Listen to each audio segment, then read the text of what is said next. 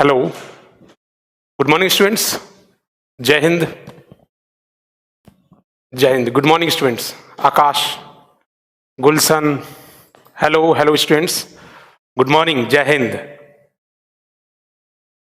Good morning, good morning Akash. हाँ जी, आइए बच्चे जल्दी जल्दी। हैप्पी, राम राम जी, राम राम साहब। Okay, good morning.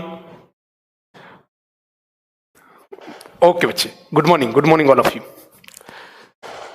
स्टार्ट करते हैं बच्चे। अगर आपको याद हो तो हमने लास्ट क्लास में हाँ जी, हाँ जी, हाँ जी, वेरी वेरी गुड मॉर्निंग सभी को, गुड मॉर्निंग। हाँ जी जी बच्चे, लास्ट क्लास में अगर आपको याद हो तो बच्चे हमने ऑप्टिक्स कराई थी और यूट्यूब पे भी चल रहा, नहीं बच्चे शायद नहीं। हाँ जी, प्रणाम जी। अब स्टार्ट करते हैं। हमने लास्ट क्लास में ऑप्टिक्स स्टार्ट करी थी और उस ऑप्टिक्स को आज से कंटिन्यू करते हैं। देखिए बच्चे, आज की जो क्लास है वो मोस्ट इंपोर्टेंट क्लास है, क्योंकि मैंने आपको शायद बताया होगा लास्ट क्लास में कि आज की जो टेबल बनाने वाला हूं, जहां से ऐसे ऐसे कॉन्सेप्ट जहां से क्वेश्चन बनता ही बनता है, और एनडीए का क्वेश्चन आया हुआ भी है और आता ही है क्वेश्चन वहां से। वो एयरफोर्स में, नेवी में, कोई भी कहीं से ऑप्टिक्स पढ़ रहे हैं तो वहां से क्वेश्चन जरूर उठा लेता है एक क्वेश्चन। आज उस टॉपिक को पढ़ेंगे हम, ठीक है जी। स्टार्ट करता हूं। एक बार वही पुराना तरीका अपना रिवाइज करते हैं। पिछली क्लास में जो हमने पढ़ा था वो हमने पढ़ा था बच्चे ऑप्टिक्स के बारे में,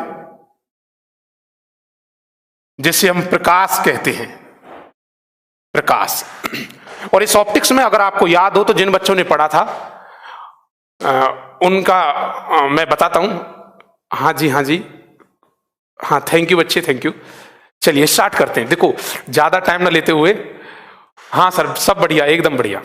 देखिए बच्चे, हमने जो लास्ट थी ऑप्टिक्स और ऑप्टिक्स में पढ़ा था, एक बार जिन जिन बच्चों ने पढ़ा था मेरे साथ रिवाइज करेंगे। वो हमने कहा था बच्चे, अभी लिखा कहां, थोड़ा बड़ा ही लिखूंगा, टेंशन मत लो। हमने पढ़ा था 5 साइंटिस्ट आए थे। सबसे पहले आए थे न्यूटन। न्यूटन ने कौन सी थ्योरी दी थी? रे थ्योरी, कि भाई लाइट जो होती है वो किरण की फॉर्म में चलती है। ये किस्सा मैंने इसलिए बताया था कि बहुत सारे एग्जाम्स में ये पूछा हुआ है कि मिलान करो किस साइंटिस्ट की कौन सी थ्योरी थी। क्वांटम थ्योरी किसने दी? अगर आपको याद हो तो आपसे मैं पूछता हूं, बताइए क्वांटम थ्योरी किसने दी? प्लांक्स ने दी। उसके बाद वेव थ्योरी के बारे में किसने बताया? हाइगन ने बताया था। उसके बाद आता है न्यूटन, आइंस्टाइन साहब ने किस थ्योरी को अपनाया था? प्लांक्स की क्वांटम थ्योरी को अपनाया था। क्लियर? हाँ जी, राम राम सभी को। बच्चे इधर ध्यान दीजिए, ठीक है। उसके बाद बच्चे हम बात करते हैं मैक्सवेल की थ्योरी। कौन सी थ्योरी ऐसी थी जो ईएम वेव के बारे में बताती थी? मैक्सवेल की थ्योरी। इलेक्ट्रोमैग्नेटिक, और ई और एम के बीच में 90 डिग्री होता है, याद रखना ये बात। दोनों आपस में कैसे होते हैं? परपेंडिकुलर। ये सब कुछ बताने के बाद हमने बताया था रिफ्लेक्शन क्या है, फिर मिरर बताया। मिरर 2 तरह का होता है, एक होता है प्लेन मिरर और एक होता है spherical mirror. Spherical mirror is further divide into 2 types, concave और कॉन्वेक्स, उत्तल और अवतल। अच्छा, तुम्हारा सबसे अच्छा लगाव किससे था? अवतल से। अवतल मिरर में कितने केस बनते हैं? 6 केस बने थे टोटल, ठीक है। तो कौन सा लेंस ऐसा होगा जिसमें 6 केस बनेंगी? कॉन्वेक्स लेंस होगा। क्लियर है? आवाज गूंज रहा है सर? अच्छा,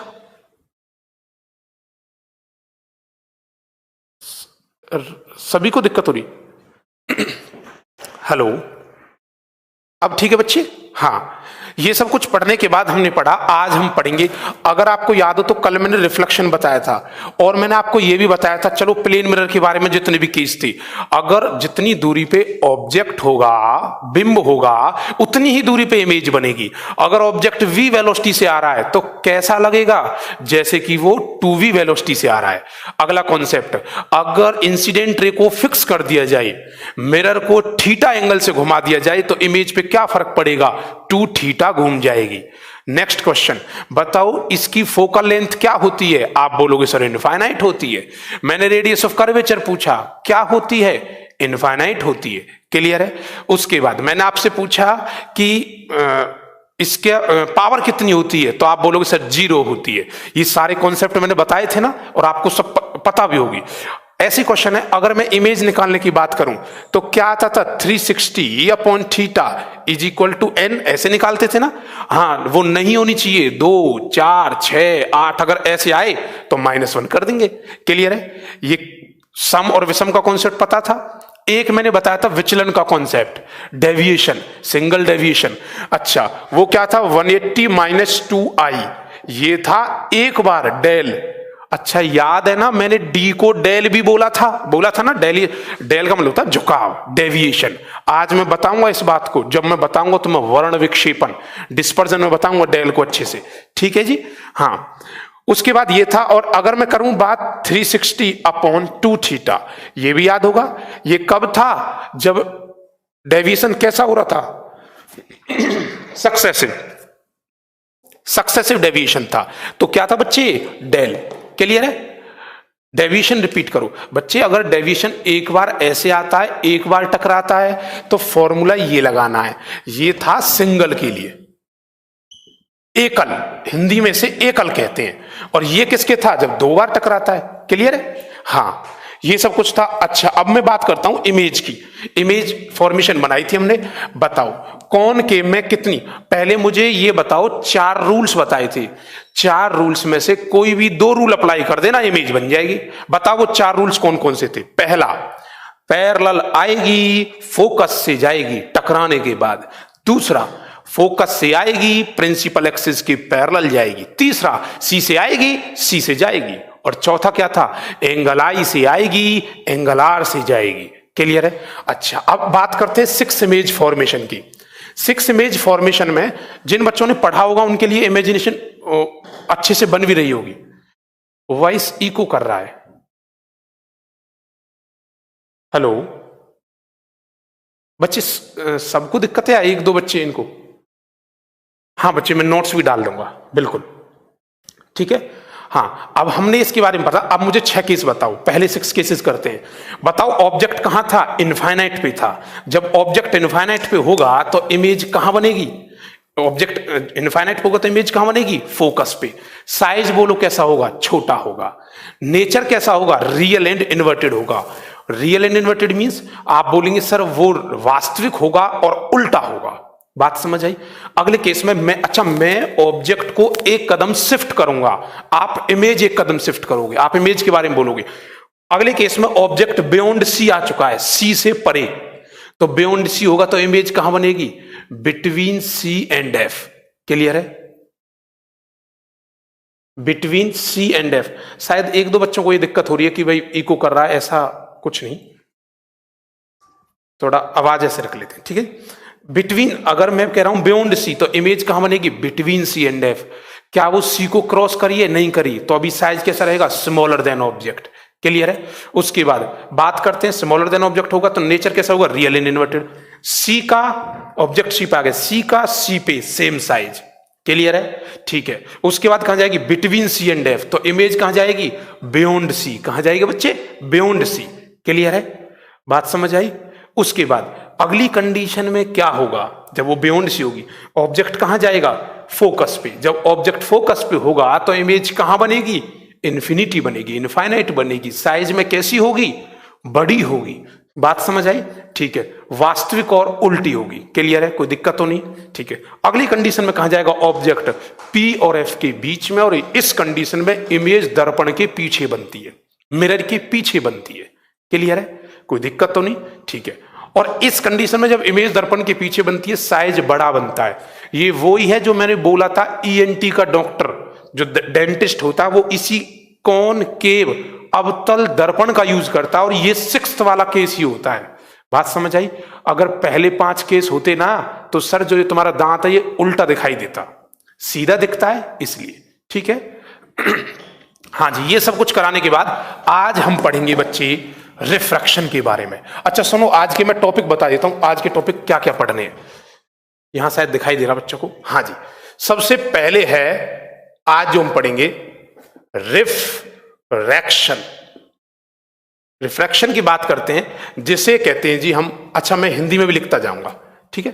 रिफ्रैक्शन, उसके बाद TIR, टोटल इंटरनल रिफ्लेक्शन, ठीक है जी। और थर्ड बात करेंगे हम इसमें स्कैटरिंग के बारे में। स्कैटरिंग, उसके बाद फोर्थ बात करेंगे हम बच्चे इसमें डिस्पर्जन के बारे में। फिफ्थ रहेगा प्रिज्म। सिक्स आपका रहेगा इंटरफेरेंस। आज ये वो टॉपिक जहां से क्वेश्चन बनेंगे, याद रख लेना ये बात। Image formation, sir plane mirror में इमेज फॉर्मेशन क्यों? हाँ, रिफ्लेक्शन का वो जो पार्ट था वो बच्चे क्लियर, हाँ ठीक है। और सेवंथ रहेगा, यहां से क्वेश्चन आता है। अगर आपको बताऊं, एक बार हल्की सी झलक बता देता हूं क्वेश्चन कैसे आता है। क्वेश्चन हमेशा ये आता है बच्चे, वो कुछ बच्चे बोल रहे मिरर फॉर्मूला ये बताओ, वो भाई वो सब बताऊंगा, मुझे न्यूमेरिकल भी कराने हैं, बहुत अच्छे से कराऊंगा मैं, कि 1/f क्या है, 1/ ये क्या है, ये सब बताऊंगा रिफ्लेक्शन के केस में, ठीक है। उसे बताए बिना तो मैं आगे चलूंगा नहीं, पहले वो बताऊंगा, अभी टेंशन मत लो। अभी साइन कन्वेंशन कहां बताई मैंने, तो वो साइन कन्वेंशन बतानी है, ठीक है जी। अभी ये जब पढ़ने, यहां से क्वेश्चन हमेशा आता है, कोई भी एक एग्जांपल देगा, कहेगा कि सनसेट और सनराइज के दौरान सूर्य लाल दिखाई देता है, किसकी वजह से? ऑप्शन होंगे आपके पास 4, और एक होता बच्ची इंटरफेरेंस और एक होता है डिफ्रैक्शन। चलो यहां भी लिख देता हूं मैं, ये दिख जाएगा क्या? 0 लेवल पे ले लेते हैं, रिफ्लेक्शन, ठीक है। ये टॉपिक होते हैं। अब मैं हिंदी में लिख रहा हूं इनको, हिंदी में लिखें जी इसे, देखो ये क्या होता है बताओ? ये होता है परावर्तन, ये होता है जी अपवर्तन, ठीक है। ये इसलिए लिख रहा हूं, यहां पढ़ा दूंगा, यहां साइड में लिख दूंगा। पूर्ण आंतरिक परावर्तन, पूर्ण आंतरिक परावर्तन, क्लियर है। और इसे बोलते हैं बच्चे हम प्रकीर्णन। डिस्पर्जन को बोलते हैं वर्ण विक्षेपण, वर्ण विक्षेपण, क्लियर है। प्रिज्म ही होता है। उसके बाद इंटरफेरेंस को बोलते हैं बच्चे व्यतिकरण, और इसे बोलते हैं जी हम विवर्तन, क्लियर है। हाँ जी, अब स्टार्ट करने बच्चे, यहां से हमेशा क्वेश्चन बनता है कि रिफ्लेक्शन क्या है, रिफ्लेक्शन क्या है, ये चीज। अब देखिए, सबसे पहले हम रिफ्लेक्शन के बारे में बताते हैं, और इस रिफ्लेक्शन में क्वेश्चन हमेशा यहीं से बनता है जी, जो मैंने बताया है, जिसे कहते हैं परावर्तन। अब मुझे एक बात बताओ, क्या रिफ्लेक्शन पता है? क्या रिफ्लेक्शन के आपके लॉ पता है? 2 लॉ होते हैं, ये सब चीज मैंने बताई थी आपको, क्लियर है। कॉनकेव, कॉन्वेक्स क्या है। अब मैं बताता हूं बच्चे उसकी साइन कन्वेंशन। अब टॉपिक वाइज चलेंगे हम, ये टॉपिक रहेंगे हमारे। सबसे पहले टॉपिक ए, ये पार्ट हो गया, टॉपिक बी, टॉपिक सी, और मैंने नोट्स के अंदर टॉपिक वाइज लिख रखा है, टॉपिक ए, टॉपिक बी, टॉपिक सी। टॉपिक वाइज क्लिक करोगे, उसके साथ न्यूमेरिकल, या फिर एंड में न्यूमेरिकल डाल रखूं, क्लियर है। तो ऐसे होगा।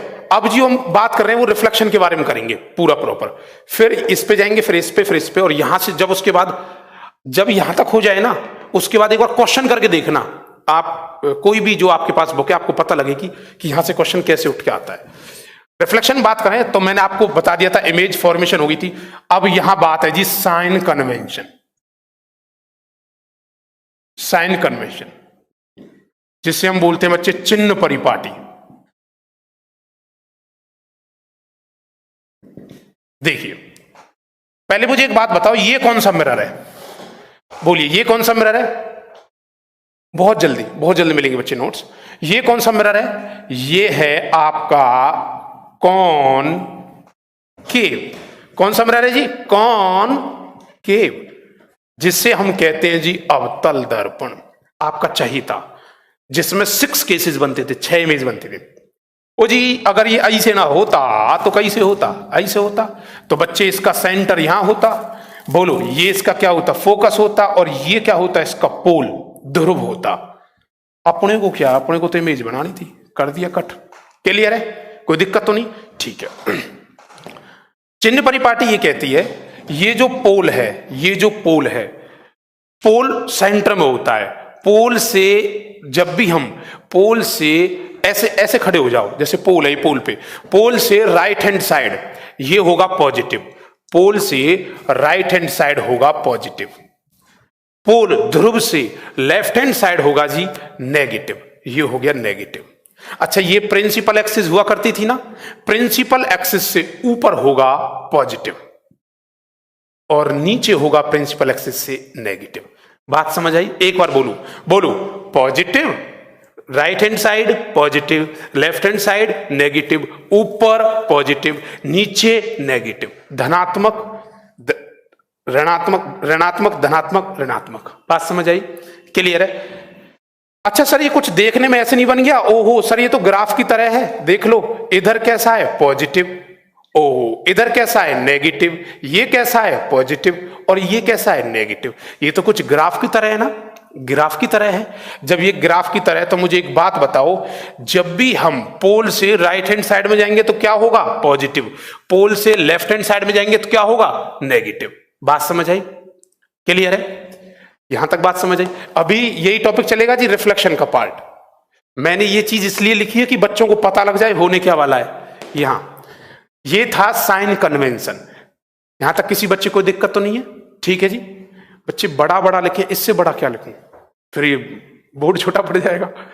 ठीक है, कौन के मिरर, ये हो गया है तक, कोई दिक्कत तो नहीं है? Positive negative negative positive. अगर ये बात पता लगी है ना, थोड़ी देर में पूछूंगा मैं तुमसे कि किस मिरर का क्या है कैसे, और अपना आप में जवाब देना। आप हो गया? अच्छा, ये था साइन कन्वेंशन। अगर ये साइन कन्वेंशन बच्चों को समझ में आई है तो मुझे एक बात बताइए, एक छोटा सा डायग्राम यहां बनाने जा रहा हूं, इसी में बनाता हूं। देखो मुझे एक बात बताओ, अगर मेरा ऑब्जेक्ट, इससे बनाते हैं, अगर मेरा ऑब्जेक्ट बियॉन्ड सी है, अगर मेरा ऑब्जेक्ट बियॉन्ड सी है, सी से परे है, कार्टेशियन प्लेन, हाँ ये क्लियर है, सी से परे है, तो बताना इमेज कहां बनेगी? ओहो, सी से परे बियॉन्ड सी, तो इमेज कहां बनेगी? Between C and F. क्या ऑब्जेक्ट से छोटी होगी साइज में? आप कहोगे यस सर। क्लियर है? बात समझ आई? हाँ जी। अगर ये होगी, ये है ऑब्जेक्ट, ऑब्जेक्ट को बोलते हैं जी, ये ऑब्जेक्ट जो होता है इसे बोलते हैं बच्चे हम यू। क्या बोलते हैं? सॉरी, ऑब्जेक्ट को बोलना ओ और इमेज को बोलना आई। क्लियर है? ऑब्जेक्ट को बोलना ओ, इमेज को बोलना आई। जितनी भी दूरी होती है वो पोल से मेजरमेंट की जाती है। All the distance measured from pole, pole से मेजरमेंट होंगे। ऑब्जेक्ट तक के डिस्टेंस को हम बोलते हैं जी यू। क्या बोलते हैं? यू। इमेज तक के डिस्टेंस को बोलते हैं बच्चे हम वी। क्या कहते हैं? वी। और फोकस तक के, इस फोकस तक जो डिस्टेंस होता है उसे बोलते हैं फोकल लेंथ, फोकल दूरी। क्लियर है? उसके बाद अगर सी तक के डिस्टेंस को मानते तो यहां होता है, ये होता है रेडियस ऑफ कर्वेचर। क्लियर है? ये त्रिज्या होती है, रेडियस ऑफ कर्वेचर। यहां तक बात समझ आई? एक बार इस डायग्राम को और थोड़ा छोटा यहां तक बनाता हूं। देखिए ये डायग्राम है ऐसे,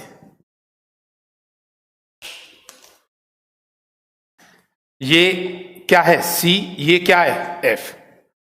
ठीक है, ये ऐसे है, इसकी इमेज यहां बनी, साइज कैसा होगा? छोटा होगा। ठीक है जी। बोलिए ये डिस्टेंस क्या है? ये पोल है। ये क्या बनेगा? बताइए साथ साथ, ये क्या बनेगा? वी। बोलो ये क्या बनेगा? यू। ये क्या बनेगा? फोकस तक के डिस्टेंस को क्या बोलेंगे हम? Small F. और सी तक के डिस्टेंस को क्या बोलेंगे हम? आर। बात समझ आई? क्लियर है? अच्छा, अब जितनी भी बात मैं आपसे पूछूं, पॉजिटिव नेगेटिव नेगेटिव पॉजिटिव, आपको ये बताना है। अगर ये बात समझ आई है तो ठीक है, इसे हम रफ करते हैं। देखिए यहां आज तक जो भी टर्म यूज हुई है उस टर्म के बारे में बताता हूं। एक होता है जी ओ, एक होता है आई, और एक होता है यू, एक होता है वी, एक होता है एफ, और एक होता है आर, और एक और क्या ले रहे? You V F R. हो गया कंप्लीट? ठीक है। अब देखिए ओ जो है, और एक होता बच्चे एच, और एक होता है एच डैश। इधर ध्यान देना। यू जो है इसे क्या बोलते हैं? ओ को क्या बोलते हैं जी हम? ऑब्जेक्ट, जिसे कहते हैं बिंब। बोलो आई क्या होता है? आई होता है जी इमेज, जिसे कहते हैं हम प्रतिबिंब। क्लियर है? बोलो यू क्या है? ऑब्जेक्ट डिस्टेंस है, ऑब्जेक्ट डिस्टेंस, ऑब्जेक्ट की दूरी है ना, किसकी दूरी है, ऑब्जेक्ट की दूरी है। बोलो आई क्या है, इमेज डिस्टेंस, इमेज डिस्टेंस। बोलो एफ क्या है, फोकल लेंथ, जिसे कहते हैं जी फोकल दूरी। बोलो आर क्या है, radius of curvature, radius of curvature, ठीक है। एच क्या है, हाइट ऑफ ऑब्जेक्ट, उस ऑब्जेक्ट की हाइट कितनी है। और ये क्या है, हाइट ऑफ इमेज। ये वक्ता त्रिज्या होता बच्चे, ये त्रिज्या है, ये height of object, height of image.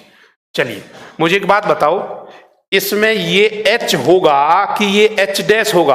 आप कहोगे सर ऑब्जेक्ट की हाइट है, ये क्या होगा, एच, और इमेज ये बनी है ना, ये क्या होगा, एच डैश। बात समझ आई।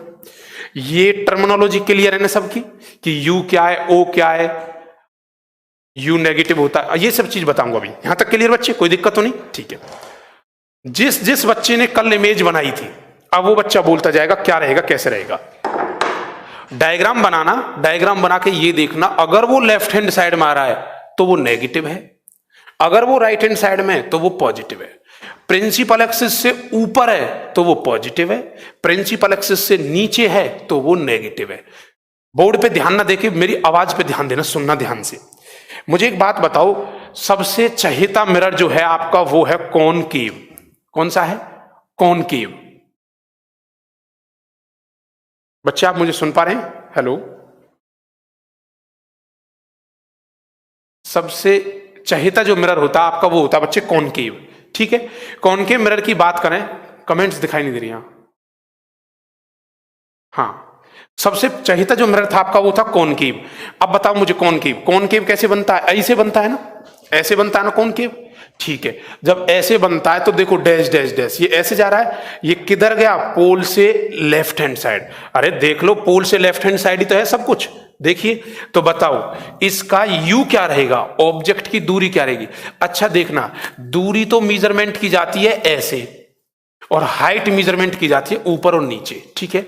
बताओ मैं बात करूं इसकी, बताओ u कैसा रहेगा इसके, इसमें नेगेटिव होगा, ऑब्जेक्ट की दूरी लेफ्ट हैंड साइड में। बोलो v कैसा रहेगा, नेगेटिव रहेगा। बात समझ आई। अच्छा बताओ r कैसा रहेगा, रेडियस। अरे बना के देख लो डायग्राम ऐसे, तो लेफ्ट हैंड साइड में गया, r भी कैसा है, नेगेटिव।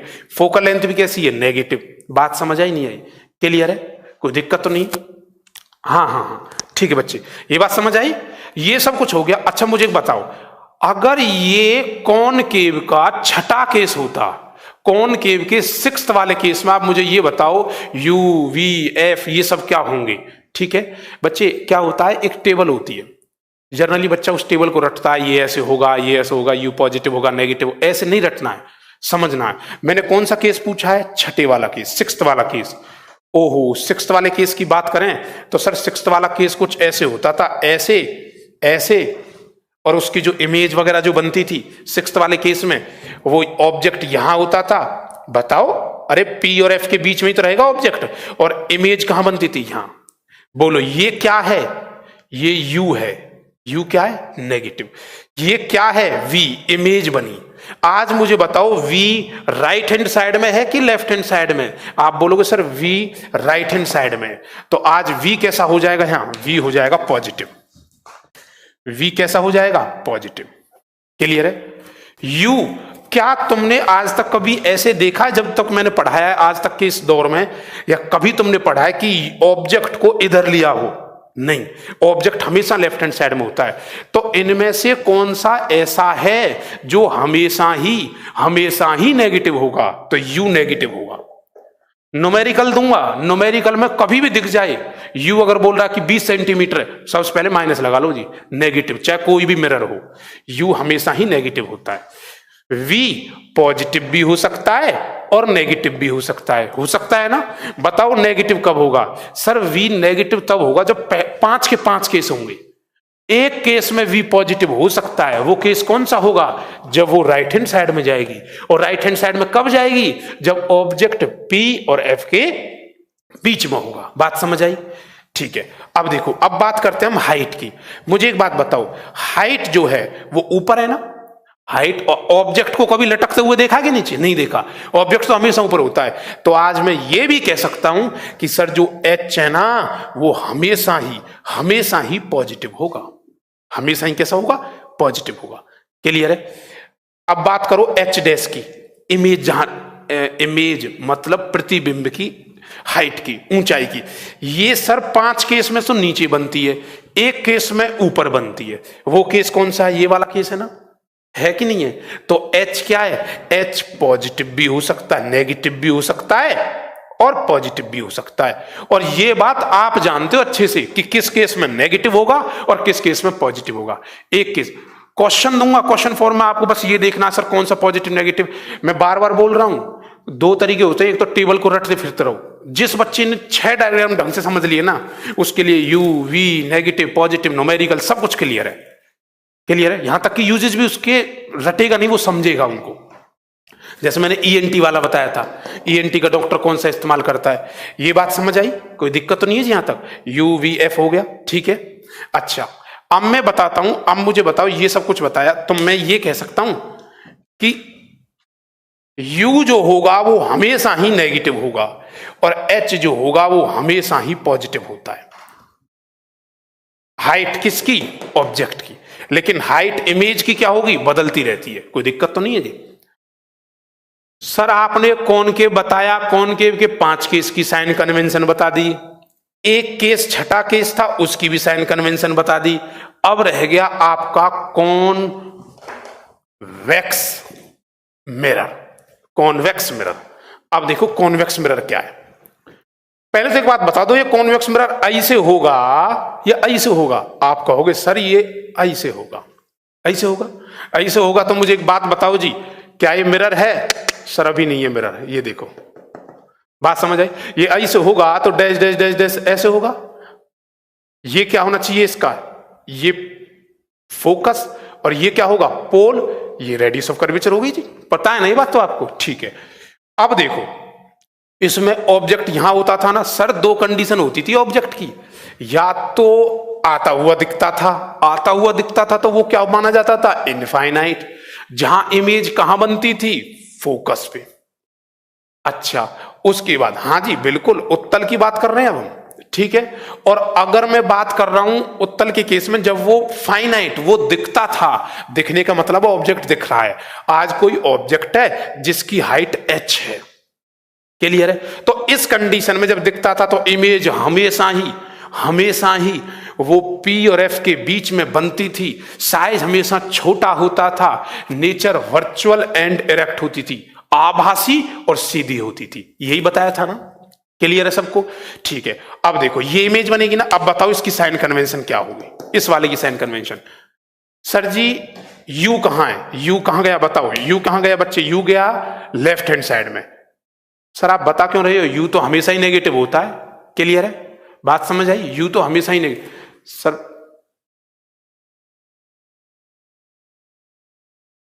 बहुत अच्छे, वेरी गुड। ये देखो बच्चे जाग रहे हैं। मैंने इसी डायग्राम को ऐसे बना रहा था, इसी डायग्राम को ऐसे बनाया था, बहुत बढ़िया जबरदस्त, सबको पता है हाँ भाई पॉलिश कहां हो रही है। और कल मैंने बताया था पॉलिश अंदर है कि बाहर है। मुझे एक बात बताओ, ये पॉलिश यहां से हो जाएगी तो क्या ये लाइट आ सकती है? यहां से नहीं आ सकती ना। तो पॉलिश कहां होगी बच्चे? अंदर। रिफ्लेक्टिंग साइड कहां होगी? अंदर। ये क्वेश्चन एक बार पूछा हुआ बच्चे, मैं बार बार बोल रहा हूं, ये क्वेश्चन पूछा हुआ है कि पॉलिश इनसाइड कहां जाती है, आउटसाइड कहां जाती है। और देखो डायग्राम उल्टे सीधे बनाएगा वो। बताओ ये कौन सा है? कह देगा बताओ ये कौन सा है? दिख रहा है ना ये? हाँ ठीक है। और कोई भी बना देगा। अब देखो ये ऐसे बन गया, ऐसे पॉलिश, देखो पॉलिश, ठीक है। ऐसे देखो पॉलिश ऐसे गई ना, ऐसे, जहां तो मैं ऐसे करना पड़ जाए, ये कॉन्वेक्स का केस बनता है। तो ये बच्चे ऐसे होगा कॉन्वेक्स, ठीक है। चलिए कॉन्वेक्स हो गया, लाइट आएगी रिफ्लेक्टिंग साइड से ऐसे ऐसे डैश डैश जाएगी, टकरा के वापस आएगी। अब मुझे एक बात बताओ, इस कंडीशन में यू क्या होगा बच्चे? यू तो हमेशा ही नेगेटिव होगा। एच बताओ, एच क्या होगा? एच हमेशा ही पॉजिटिव होता है। एच क्या होगा? हमेशा पॉजिटिव होगा। अब देखो ये ऐसे होगा तो पोल से राइट हैंड साइड में बनेगी ना, तो बोलो फोकस क्या होगा? फोकस क्या होगा? पॉजिटिव होगा। बोलो आर भी क्या रहेगा, पॉजिटिव रहेगा। बोलो वी क्या रहेगा, वी इमेज का डिस्टेंस, वो भी क्या रहेगा, पॉजिटिव। बोलो एच डैश क्या रहेगा, एच डैश क्या रहेगा, एच डैश भी क्या रहेगा, पॉजिटिव। क्लियर है? हाँ हाँ बच्चे, पॉलिश कर दी वो, ठीक है। समझाने का पर्पज ये था, ये पॉलिश ऐसे आएगी, रिफ्लेक्टिंग साइड। बात समझ आई? तो अगर मैं आपसे कोई भी चीज पूछूं, यू वी एफ, आप बता सकते हो कौन सी चीज कहां होगी, कोई दिक्कत तो नहीं है, ठीक है। बच्चा, कोई बच्चा बोर्ड पे मत ध्यान देना, मैं आपसे पूछ रहा हूं जनरली, तो आपको जवाब देना है। अगर मेरा कॉनकेव मिरर है, ध्यान देना, कॉनकेव मिरर, कॉनकेव मिरर मतलब मैं कह रहा हूं अवतल दर्पण की बात कर रहा हूं, और ऑब्जेक्ट मेरा सी पे है, तो बताओ इमेज कहां बनेगी? आप कहोगे सर सी पे बनेगी, नीचे बनेगी, रियल एंड इन्वर्टेड बनेगी। चलो इसका यू वी एफ सब कुछ बताओ। बोलो यू कैसा रहेगा, नेगेटिव रहेगा, क्योंकि आपके माइंड में वो इमेज बन चुकी है। क्लियर है? बात समझ आई? मैंने आपसे कहा यू नेगेटिव होगा, बताओ वी कैसा रहेगा, वी भी नेगेटिव होगा, क्योंकि लेफ्ट हैंड साइड में बन रहा है। क्लियर है? उसके बाद वी भी नेगेटिव हो गया, वी भी नेगेटिव हो गया। बोलो एच डैश कैसा रहेगा, एच डैश बोल रहा हूं मैं, ये ऊपर है एच और नीचे एच डैश, एच कैसा रहेगा, पॉजिटिव, एच डैश कैसा रहेगा, नेगेटिव, नीचे बनी, कोई दिक्कत तो नहीं है। तो बताइए कॉनकेव मिरर के किस केस में एच डैश पॉजिटिव हो सकता है? तो आपका जवाब होगा सर एच डैश पॉजिटिव होने का मतलब है इमेज की हाइट का ऊपर बनना, और वो ऊपर कब बनती है, सिर्फ एक केस में, और वो 6th वाला केस होता है। बात समझ आई? कोई दिक्कत तो नहीं है? क्लियर है? ठीक है बच्चे, ये थी साइन कन्वेंशन। यहां से न्यूमेरिकल बनता है, कहेगा कि ऑब्जेक्ट इतने डिस्टेंस पे यू, अगर कोई भी चीज उल्टी होगी तो वो क्या रहेगी, रियल एंड इन्वर्टेड, नेगेटिव। बात समझ आई? कोई दिक्कत नहीं। ये थी आपकी साइन कन्वेंशन। कुछ अब बच्चे कुछ टेबल को रटेंगे, ये होगा वो, रटने की जरूरत नहीं है, अचानक पूछूंगा मैं। बताइए, मैं बात कर रहा हूं कॉन्वेक्स मिरर की, जिससे हिंदी में बोलते हैं जी अवतल, उत्तल, हिंदी में बोलते हैं उत्तल दर्पण। उत्तल दर्पण के केस में एफ कैसा रहेगा? अब तुम देखोगे उत्तल दर्पण ऐसे बनता है, ऐसे बनता है, तो एफ कैसा बन जाएगा, पॉजिटिव। ऐसे बनता है ना, एफ पॉजिटिव, आर भी पॉजिटिव। ठीक है, बताओ, ये बताना सत्य की असत्य। ठीक है, ट्रू और फॉल्स। मैं ये कह रहा हूं कॉन्वेक्स मिरर के केस में, उत्तल दर्पण के केस में यू हमेशा ही नेगेटिव होता है, ट्रू और फॉल्स। तो जवाब आएगा क्या, ट्रू, क्योंकि सर यू बोल दिया आपने, यू तो जी हमेशा ही नेगेटिव होता है। मैं कहूंगा कि concave mirror, concave mirror, concave मतलब कि मैं बात कर रहा हूं अवतल दर्पण, अवतल दर्पण में हमें एच डैश हमेशा ही नेगेटिव होता है, एच डैश हमेशा ही नेगेटिव होता है। तो आपका जवाब होगा नहीं सर, हमेशा नहीं होता। 5 केसेस में एच डैश नीचे होती है, ठीक है, और एक केस में पॉजिटिव होती है। वो बात आपको पता है किस केस में पॉजिटिव होती है और कितने 5 केसेस में नेगेटिव होती है। क्लियर है? मैं अपने ऑब्जेक्ट को कहां रखूं, क्वेश्चन सुनना जी ध्यान से। मैं कॉनकेव मिरर के केस में, अवतल दर्पण के केस में बात कर रहा हूं, मैं अपने मिरर को कहां रखूं, ऑब्जेक्ट को कहां रखूं, मिरर के सामने। मैं लिख देता हूं कॉनकेव, कॉनकेव केस से पूछ रहा हूं जी, अवतल। ये 2 तरीके से इसलिए बोलना पड़ता है, हिंदी मीडियम इंग्लिश मीडियम पूरा। मैं कह रहा हूं कॉनकेव मिरर के केस में, अवतल दर्पण के केस में, मैं अपने ऑब्जेक्ट को कहां रखूं कि मेरी इमेज ऑब्जेक्ट से छोटी आए। बताइए कहां रखूंगा, क्वेश्चन सुनना ध्यान से।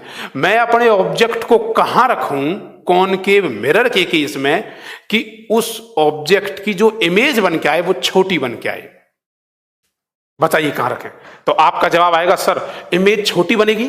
इमेज छोटी बनने का मतलब है वो सी को पार नहीं करनी चाहिए, between C and F. Image अगर बिटवीन सी एंड एफ होगी तो ऑब्जेक्ट कहां होगा, बियॉन्ड सी। और एक कंडीशन और भी है सर, इनफाइनाइट पे रख दो, फोकस पे बनेगी। लेकिन वो छोटी नहीं बोली जाती बच्चे, वो बोली जाती है डिमिनिश्ड। मैंने डिमिनिश्ड बोला ही नहीं है, मैंने बोला ऑब्जेक्ट के कंपेरिजन छोटी बनी। बात समझ आई? नहीं, इनफाइनाइट नहीं, इनफाइनाइट बोलने पर वो बहुत छोटी बन जाएगी, डिमिनिश्ड। मैंने कहा स्मॉलर देन ऑब्जेक्ट बने। अच्छा, मुझे दोबारा पूछता हूं, मैं अपने ऑब्जेक्ट को कहां रखूं कॉनकेव के केस में, मैं अपने ऑब्जेक्ट को कहां रखूं कि जो इमेज है वो लार्जर देन ऑब्जेक्ट आए। लार्जर देन, मैंने कल बोला था कंपैरिजन कहां करते हैं, सी से लेफ्ट, सी से राइट। तो आपका जवाब क्या होगा? सी और एफ के बीच में। बिल्कुल सही जवाब, बहुत अच्छी। क्योंकि सी और एफ के बीच में होगा तो इमेज कहां बनेगी? Beyond C. और आज वो सी को क्रॉस कर चुकी तो क्या बन जाएगा? साइज बड़ा बन जाएगा। बात समझ आई? कोई दिक्कत तो नहीं? ये थी आपकी साइन कन्वेंशन। अब इसके बाद कुछ बच्चे बोल रहे थे सर मिरर फॉर्मूला अब इस्तेमाल होगा।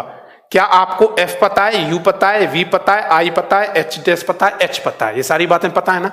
चलिए अब देखिए,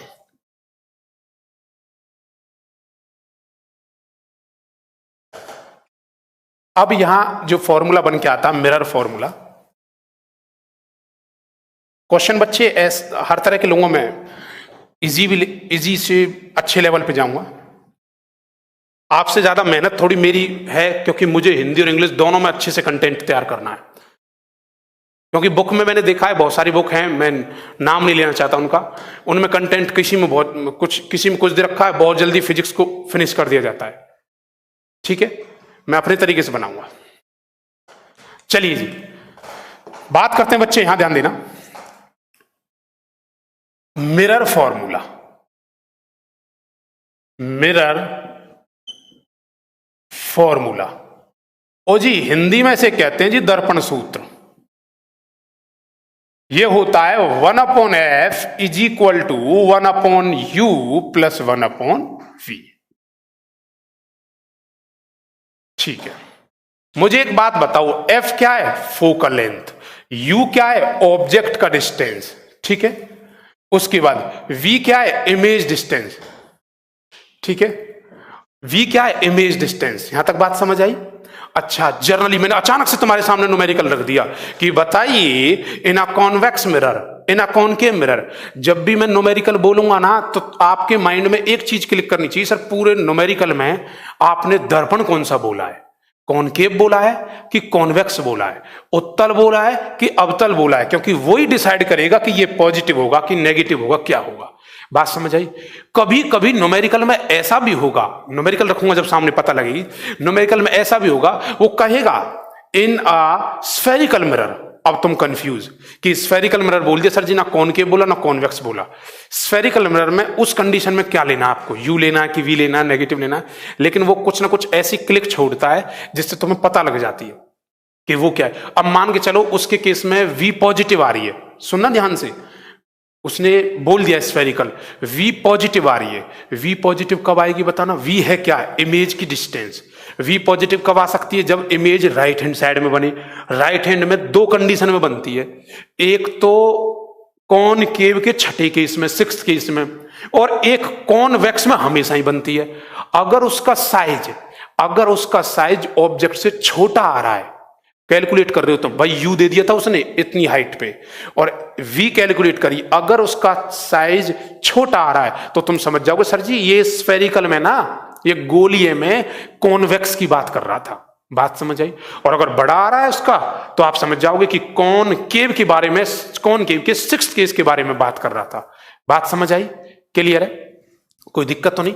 बुक बच्चे सब अच्छी होती है, कोई दिक्कत नहीं, लेकिन मैं जो कोशिश कर रहा हूं वो 5-6 बुक्स का एक बार साथ में कलेक्शन करके आपके लिए करने पड़ रही है मुझे। ठीक है, मैं करूंगा, कोई दिक्कत नहीं। 1/f is equal to 1/u plus 1/v, कोई दिक्कत नहीं? ठीक है बच्चे, चलिए अब देखिए। जनरली क्या होता है, बहुत सारे, मैंने बार बार बोलता हूं, मुझे आदत नहीं है बोलने की, सब आशीर्वाद हनुमान जी का। बहुत सारे बच्चे सिलेक्ट होके जाते हैं और अच्छा लगता है जब आते हैं कि गुरुजी ये और ड्रेस में दिखते हैं। एक बार तो बताने नहीं चाहिए, मैं ऑफलाइन बता देता हूँ, एक किस्सा बताता हूँ। एक बच्चा है फ्लाइंग ऑफिसर, ठीक है, और मैंने कई सारे इंस्टीट्यूट पे जहां मैं पढ़ाया वहां मिलवाया भी था। और उस बच्चे को फ्लाइंग ऑफिसर, वो आता है, उसे मेट्रो से आया हूं, लेके आ रहा हूँ, बुलेट पे बिठा के ला रहा हूँ, उसे बीच में बैठा बिठाओ और मिल रहा है वो लड़का, लेकिन उसके अंदर ये चीज नहीं आई बिल्कुल भी कि मैं फ्लाइंग ऑफिसर हूं। उसे ये चीज पता थी कि मैं आज हूं सर की वजह से। और बच्चे, मेहनत आपकी होती है, हम तो बस एक जरिया होते हैं। और मैं आपको बताता हूं 5% रोल होता है जी टीचर का, 95% रोल बच्चे का होता है, सिर्फ 5% रोल है। अगर ये 5% तुम्हें अच्छा मिल गया ना तो भाई साहब ये पूरा 100% बन जाएगा। और 95% आप मूड बना के बैठो, पढ़ना ही नहीं है, कोई माई का लाल है ही नहीं जो तुम्हें पढ़ा जाए, क्योंकि 95% बच्चे का योगदान होता है। ठीक है, मेहनत आपको करनी है। देखो बार बार बोलूंगा, डिफेंस बहुत अच्छी है, बेहतरीन, क्योंकि इंसान 3 चीज के लिए जीता है, रोटी, कपड़ा और मकान, और वो तीनों चीज इसे यहां मिलती है। चलिए यहां ध्यान दीजिए, उसके बाद बात करते हैं बच्चे हम। यहां तक हो गया 1/f। अब देखिए, अब आता है इसमें मैग्निफिकेशन। मैग्निफिकेशन जिसे बोलते हैं जी हम आवर्धन।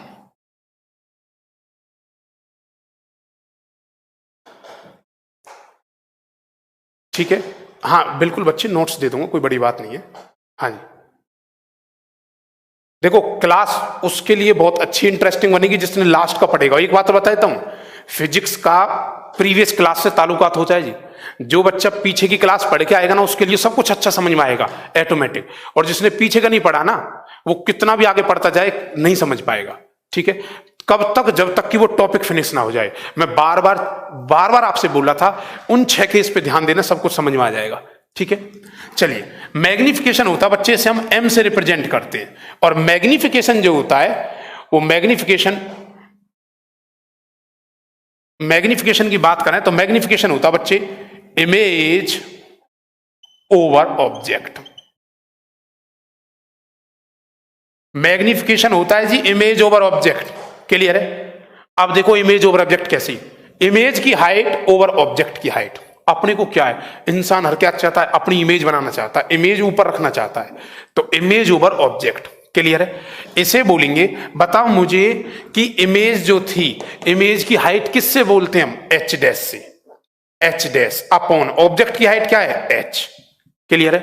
अच्छा, इमेज का डिस्टेंस क्या होता है? इमेज का डिस्टेंस था v, और ऑब्जेक्ट डिस्टेंस क्या था? u, और ये बच्चे नेगेटिव होती है, नेगेटिव। क्लियर है? तो ये इसके फॉर्मूले बन गए, कोई दिक्कत तो नहीं है। मैग्निफिकेशन होता है जी image over object, h dash upon h कहो या माइनस का v अपॉन u कहो, कोई दिक्कत तो नहीं है। एक और फॉर्मूला होता है इसका, m इज इक्वल टू, अच्छा ये फॉर्मूला पूछ लेता है आपसे, ये फॉर्मूला आपसे पूछ लेता है, ये फॉर्मूला आपसे पूछता है कि m की जो वैल्यू है, वो m की वैल्यू आप बताइए in the terms of u and v, u और v की टर्म में क्या होगी। प्रीवियस ईयर के क्वेश्चन करा देना। सर मैं आपसे बोल तो रहा हूं बच्चे, मैं ऑप्टिक्स का ये पार्ट मुझे दीजिए, उसके बाद कोई भी क्वेश्चन आपको यूपीएससी का कोई क्वेश्चन हो, इसका एयरफोर्स का, नेवी, SSR, कोई भी आप क्वेश्चन बना के देखना। अब कुछ बच्चे ऐसे संतुष्टि नहीं, बस ये करा दो वो करा दो, मैं अपने लेवल से चलूंगा। ठीक है, अपने अकॉर्डिंग। एम क्या है? एम क्या कहता है बच्चे? मैग्निफिकेशन कहता है इमेज ओवर ऑब्जेक्ट, कोई दिक्कत तो नहीं। अच्छा, वो कहता है in the term of f and u, u v इसकी टर्म में बताइए। तो करना क्या, एफ फॉर्मूला होता है एफ माइनस यू, और एक होता है f minus v upon f, ये फॉर्मूला होता है। बात समझ आई? फॉर्मूला लिखा मैंने, आप फॉर्मूला भूल गए, आपको तो पता ही नहीं सर क्या है फॉर्मूला, फॉर्मूला भूल गए। सुनना अब ध्यान से, ये लिखने के बाद मैंने रफ इसलिए किया कि आपको याद रहे। एम एफ अपॉन एफ करना, कोई दिक्कत तो नहीं है। M is equal to f upon f करना। अच्छा, अपने को क्या, अपने को तो इमेज बनानी है। इमेज कहां होती है? हमेशा ऊपर होती है ना, तो यहां माइनस का वी कर देना। और ऑब्जेक्ट कहां होता है? नीचे होता है ना, तो माइनस का यू कर देना। आगे फॉर्मूला, ये वही फॉर्मूला था जो मैंने रफ किया था, वो डायरेक्ट लिखा, ये बताया। एफ अपॉन एफ करना, एफ अपॉन एफ करना, ऊपर माइनस का वी करना, और ये नीचे माइनस का यू करना। बात समझ आई? कोई दिक्कत तो नहीं है? तो ये होता बच्चे मैग्निफिकेशन। ये कब निकलवाएंगे? मैग्निफिकेशन के ये फॉर्मूले हैं जो मैंने अभी लिखे आपके सामने। मैग्निफिकेशन कभी आपसे पूछेगा, यू दे रखा होगा, फोकल लेंथ दे रखी होगी, कहेगा मैग्निफिकेशन बताओ। ठीक है,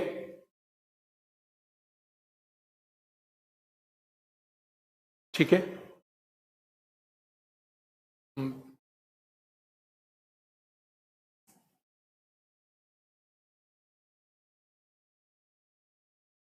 चलिए बच्चे यहां ध्यान दीजिए, इधर ध्यान दीजिए। कहता एम इज इक्वल टू, विश्वास एक अलौकिक डोर होती है बच्चे, इधर ध्यान देना, f f upon f minus u, f minus v upon.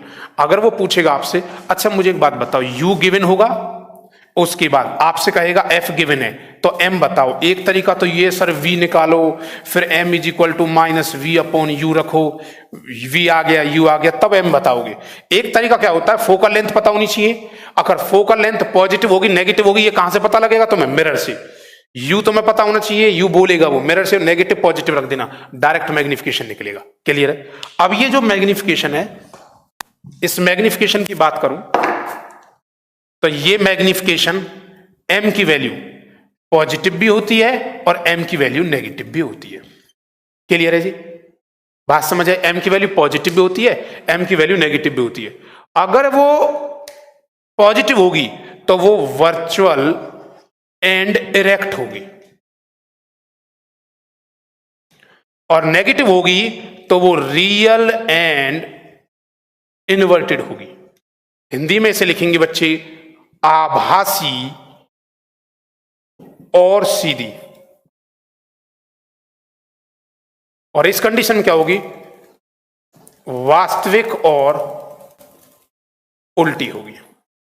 अच्छा, नेगेटिव आ गया ना, नेगेटिव का मतलब ही होता है उल्टा। क्लियर है? सर मैग्निफिकेशन क्या, थ्योरी लिखाओ। बच्चे मैं थ्योरी लिखाने लगा तो फिर ये नहीं हो पाएगा। मैंने बोला ना नोट्स में सब कुछ है। दो तरह से हैं बच्चे, या तो मेरे पर ध्यान दीजिए यहां, क्योंकि मैं बार बार बोल रहा हूं अपने बारे में नहीं ये चीज नहीं जाहिर करना चाहता। बहुत सारे बच्चे हैं सिलेक्शन एनडीए, एयरफोर्स, नेवी, बहुत बहुत अच्छा सिलेक्शन है। मेरे अकॉर्डिंग चलो अपना आप कर जाओगे बहुत अच्छे से। Negative positive, real and inverted होगी। ठीक है? नेगेटिव का मतलब ही उल्टा होता है, याद रखना। और उल्टी कहां बनती है? 5 केस में बनती है। तो एम की वैल्यू ये होगी। कोई दिक्कत तो नहीं? ठीक है। एम का एक फैक्ट और आता है बच्चे, यहां से शायद ये दिख जाएगा आपको नीचे, इधर बना देता हूं। एम के बारे में एक फैक्ट और होता है। वो क्या होता है?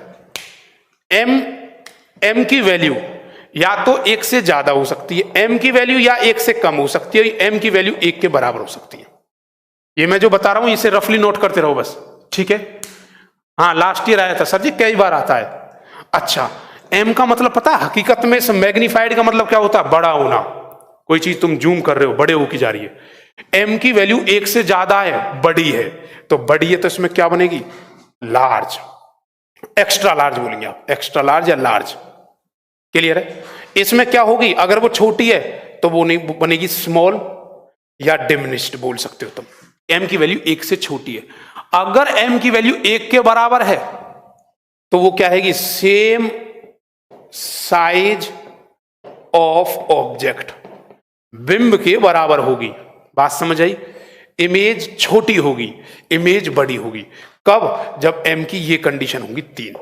और ये पूछ लिए जाते हैं डायरेक्ट। ये क्वेश्चन है सर जी, ये डायरेक्ट पूछा गया है। ये क्वेश्चन है सर, डायरेक्ट पूछा हुआ है। ये क्वेश्चन डायरेक्ट पूछा जाता है ऑप्शंस। क्लियर है? हाँ जी सत्यम, बच्चे इधर ध्यान दीजिए। क्लियर है? एम बात समझ आई? एम पॉजिटिव नेगेटिव बराबर कब होगी? अच्छा, अगर आपको अब तक मिरर समझ में आया तो मुझे एक बात बताओ, कौन के मिरर, कौन के मिरर, अगर कौन के मिरर की बात कर रहा हूं, मैं कह रहा हूं अवतल दर्पण। अवतल दर्पण में एम की कौन सी वैल्यू होती है? तो आप कहोगे सर अवतल दर्पण में एम की तीनों वैल्यूज के लिए वैलिड है, वो तीनों वैल्यूज के लिए। क्लियर है? एम में छोटी भी बनती है इमेज, बड़ी भी बनती है, सेम साइज ऑब्जेक्ट बनती है। अच्छा, मैंने कहा एम की वैल्यू कौन के में एम की वैल्यू कब 1 के बराबर होगी? तो आप 1 के बराबर कब होगी बच्चे? 1 के बराबर कब होगी? जब सेम साइज होगा। अच्छा बताना, सेम साइज इमेज का कब होता है? जब ऑब्जेक्ट सी का सी पे सेम साइज। तो आप कहोगे सर ये कब वैलिड है? जब ये मेरा ऑब्जेक्ट कहां पे है? सी पे। अच्छा, ये बताना कब होगी? स्मॉल बन रही है, इमेज छोटी बन रही है, या तो सर आप इनफाइनाइट पे रख दो, फोकस पे बन जाएगी, तब वैलिड रहेगी। एम की वैल्यू 1 से ज्यादा है, मतलब लार्ज बन रही है, तो अपने ऑब्जेक्ट को कहां रखना पड़ेगा? पी और एफ के बीच में रखना पड़ेगा। क्लियर है?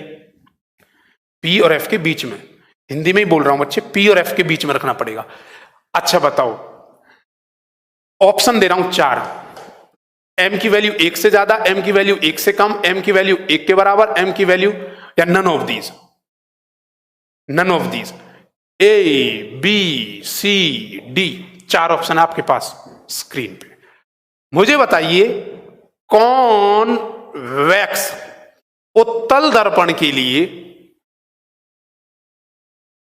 उत्तल दर्पण के लिए कौन सी इनमें से वैलिड है? ऑप्शन ए, बी, सी या डी? थोड़ा देखते हैं कितने बच्चे बताते हैं। कॉन्वेक्स मिरर, अब उत्तल दर्पण के लिए इनमें से कौन सी बात सही है? Option A, option B, option C, option D? बहुत बेहतरीन सर, रिपीट कर दो। कितना जबरदस्त तो जवाब आ रहा है। कॉन्वेक्स उत्तल दर्पण के लिए m की कौन सी वैल्यू है? ऑप्शन है आपके पास, एक से ज्यादा होती है, एक से कम होती है, या एक के बराबर होती है, या इनमें से कोई नहीं। बहुत अच्छे, वेरी गुड, ये लो लगा दिया, बी करेक्ट आंसर। m की वैल्यू एक से कम होती है। कम होने का मतलब क्या है? वो हमेशा ही ऑब्जेक्ट से छोटी बनती है। और अगर वो कहता है कॉन्वेक्स के लिए, सुनना ध्यान से, यहां रहेगा ऑल अबोव। अगर यहां कॉन्वेक्स की जगह कॉनकेव होता, अवतल होता, तो जवाब क्या लगाते आप? ए, बी, सी या डी? करेक्ट आंसर बोलो, क्या होता? जल्दी बोलिए, बताइए बच्चे। हाँ जी, डी, बिल्कुल, बहुत सही जवाब। ठीक है, तो एम की, अचानक पूछेगा कोई, एम की तीनों वैल्यूज के लिए कौन से वैलिड है? आपका जवाब रहेगा कॉनकेव। एम की क्या, m is greater than 1 possible है कॉन्वेक्स के लिए? तो आपका जवाब होगा no sir, m is less than 1, m एक से छोटा होना चाहिए। बात समझ आई? ये था आपका मैग्निफिकेशन कंप्लीट। कोई दिक्कत तो नहीं? ठीक है,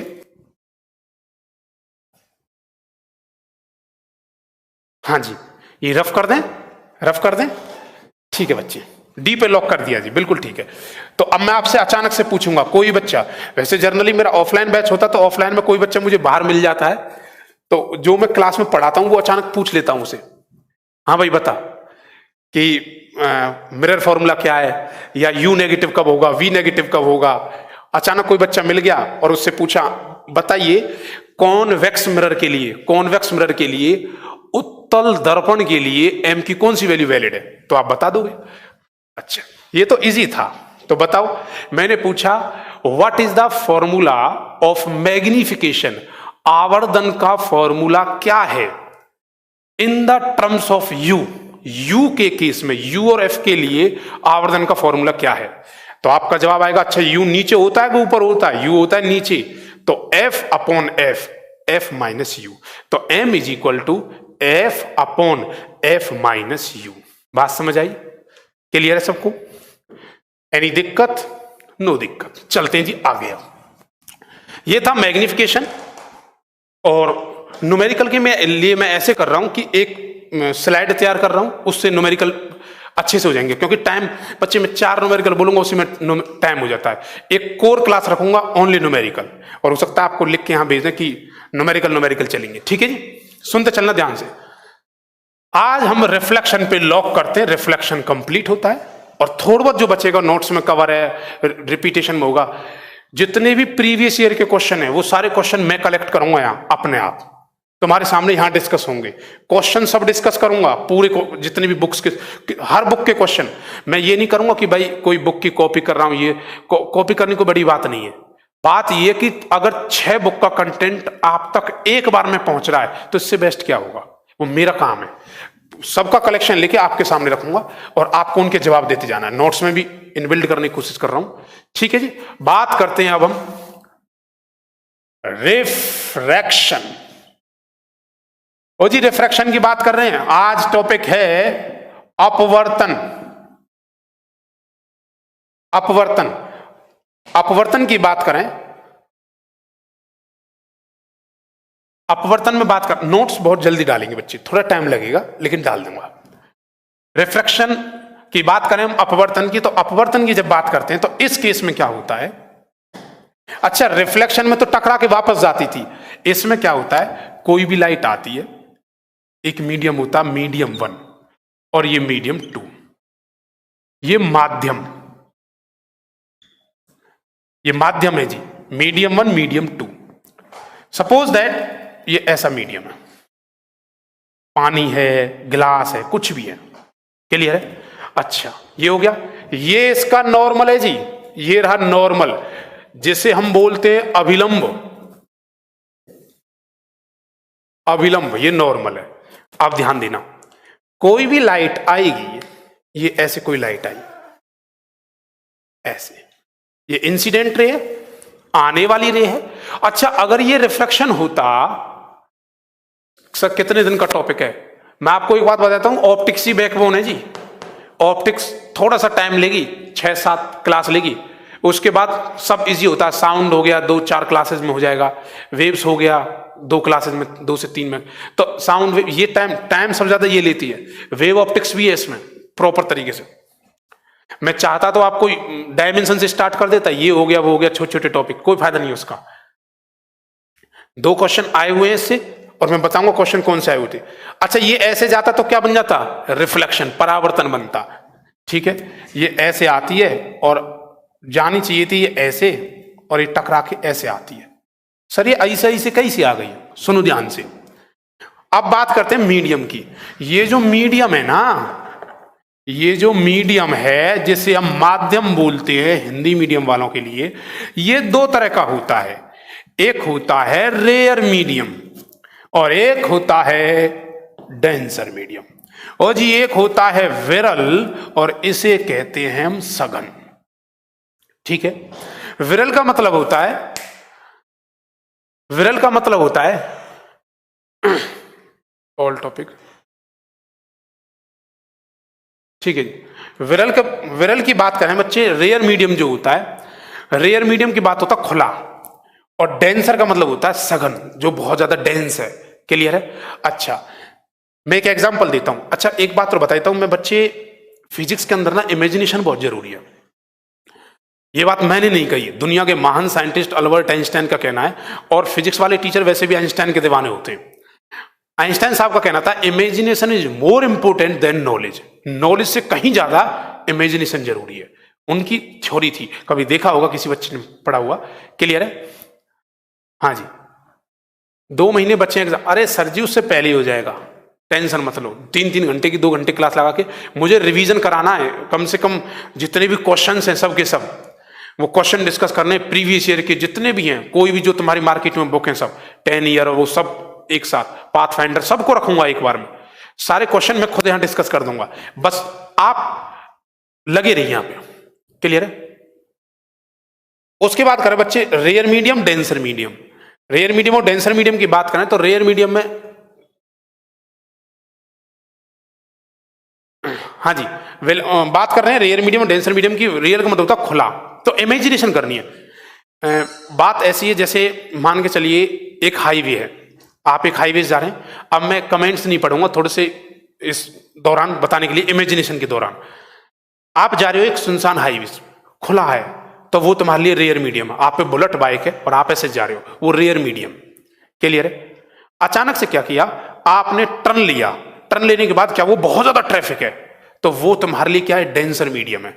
जब तुम खुले में से डेंसर में आओगे तो क्या आप ट्रैफिक में जाओगे या थोड़ा सा नालियों के साइड से ऐसे ऐसे क्रॉस करके निकल जाओगे? तो आप जो है नाली वर्ड बोला ना, ये नॉर्मल मान लेना, नॉर्मल की तरफ थोड़े से झुक जाओगे, तुम उधर से निकाल के ले जाओगे। उस ट्रैफिक वाले से गए तो तुमने टर्न लिया, टर्न लेते क्या वो खुला आ गया, अभी भी नाली की तरफ चलोगे, खुल के चलोगे, नाली से दूर चलोगे, नॉर्मल से दूर चलोगे, खुल के चलोगे। जब तुम रेयर मीडियम से, विरल माध्यम से, खुले से सघन में गए थे, तो तुम क्या हुए, नॉर्मल की तरफ थोड़े से झुक गए। बात समझ आई? जब आप सघन माध्यम, जो डेंसर था, जो पूरी तरह ट्रैफिक था, उससे सघन से जब आप विरल में आए, खुले में आए, तो तुम नॉर्मल से दूर हट गए। बात समझ आई? मैं बात करता हूं, अगर हम जब भी कभी रेयर मीडियम से डेंसर मीडियम में जाते हैं, रेयर मीडियम से डेंसर मीडियम में जाते हैं, तो क्या होता है, टुवर्ड्स नॉर्मल, अभिलंब की ओर, अभिलंब की ओर झुक जाते हैं, झुकाव आ जाता है। क्लियर है? ये इमेजिनेशन मैंने इसलिए बताई कि जिससे बच्चा कभी भूले ना। डेंसर टू रेयर जब जाते हैं तो क्या होता है, अभिलंब से दूर हट जाते हैं, दूर हट जाते हैं। डेंसर से खुले, भाई सघन से खुले में आएंगे तो दूर हट जाएंगे। अब मुझे एक बात बताओ, मान के चलिए ये एयर था और ये वाटर था, ये हवा है, ये पानी है। हवा और पानी में कौन रेयर है कौन डेंसर है? बच्चे, मैं उन बच्चों को भी लेके चल रहा हूं जो बहुत, जिन्हें कुछ भी नहीं पता। मेरा टारगेट, कुछ बच्चे सोच रहे होंगे सर ये तो पता है, नॉर्मल सी बात है, लेकिन मेरा टारगेट होता है जो बच्चों को कुछ भी नहीं पता, लो टू हाई जाऊंगा। अब क्या रेयर टू डेंसर बात कही? अच्छा, मैं कहता हूं ऐसे करो, मेरे साथ दौड़िए आप, ठीक है? आपको तालाब में दौड़ना, मैं हवा में दौड़ूंगा, बाहर दौड़ूंगा तालाब के बाहर। तो मेरे लिए आसान है, आपके लिए टफ है ना। तो आप जिस मीडियम में दौड़ रहे हैं वो आपके लिए कैसा मीडियम है? Denser medium. मेरे लिए कैसा मीडियम है? हवा, रेयर मीडियम। अच्छा बताओ, मैंने कहा एयर और गिलास, एयर और गिलास में कौन रेयर है कौन डेंसर है? सर जी न्यूमेरिकल आता है, यहां से न्यूमेरिकल एक्सप्लेन करूंगा बाद में। बताओ, एयर और गिलास में कौन रेयर है कौन डेंसर? आप कहोगे सर ये रेयर है ये डेंसर है, ठीक है। गिलास और वाटर में अब बताओ कौन रेयर है कौन डेंसर है? इन दोनों में बताओ। तो आपका जवाब आएगा सर ये डेंसर है और ये क्या है? रेयर है। इन दोनों में ये खुला है, ये ज्यादा डेंस है। बात समझ आई? कोई दिक्कत नहीं? क्लियर है ना? तो जब भी कभी हम रेयर से डेंसर में जाते हैं, इमेजिनेशन करना, रेयर से डेंसर में, खुले से डेंसर नॉर्मल की ओर झुक जाएंगे, डेंसर से रेयर में दूर हट जाएंगे। TIR में भी यही काम आएगा तुम्हारा। क्लियर है? कोई दिक्कत तो नहीं? ठीक है, हो गया। अब इसे ही बोलते हैं बच्चे हम रिफ्रैक्शन। क्या बोलते हैं? रिफ्रैक्शन। अच्छा सुनिए, इस डायग्राम को और थोड़ा आगे बनाता हूं। ये ऐसे कर दिया जी, रफ कर दिया मैंने। ये बात तो आपको पता है। अरे कब सीखी थी ये बात? बचपन में। जो बात हम सीख चुके वो बचपन बन चुका। चलिए, मैंने क्या किया, यहां एक खुला था, फिर से एयर आ गई, ठीक है।